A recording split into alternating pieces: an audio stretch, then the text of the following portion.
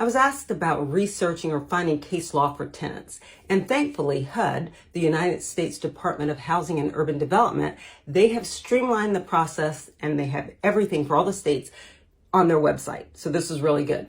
What you're going to do is Google HUD tenant rights. When you do that, the first link that should be present should be HUD.gov. So you're going to click on that. When you click on that, you're going to come to a page called Tenant Rights. And on that page, you're going to see all of the states listed. So you're going to select your state. I selected, for the sake of this example, Wisconsin. So I selected Wisconsin, and you see that on the page there. You click on Wisconsin, and then the first thing that pops up is tenant rights, laws, and protections in Wisconsin. So you see that, and what you're going to do, you'll see the second part says landlord/tenant law in Wisconsin. So that's what you're going to select. And when you select that, that's going to take you to a page. Now this page, we're going to go over, it's in 3 sections that I'm going to discuss quickly. The first one is landlord/tenant law. But before we go to the bottom of the page, you'll see something that says the tenant research system, and it's just above the red ask a question button. We're going to come back to that, but I wanted to show you what's on this page. So you got that, the first part of the page, and then the second part of the page, you'll see these blue bars: popular questions, laws, forms, research links, library books, and articles.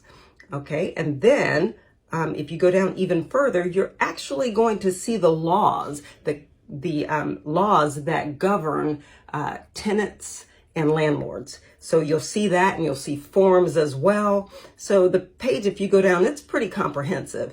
But like I said, we're going to go back up to the first part of the page where it says the Tenant Resource Center.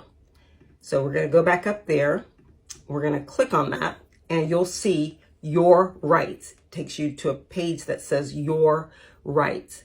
So once you get to your rights, you'll be free to look around, see what they have there, and you'll see a matrix scrolling down the page, a matrix of different subjects that you can investigate. Let's go to eviction.